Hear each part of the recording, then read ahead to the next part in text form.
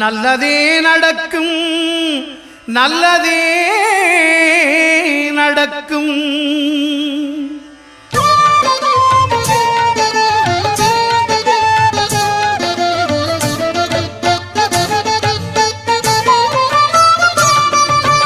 ஒன்பது கோளும் ஒன்றாய் காண அங்கு கற்பகம் என்னும் கடவுளின் மெய்யில் ஒன்பது கோளும் ஒன்றாய் காண அங்கு கற்பகம் என்னும் கடவுளின் மெய்யில்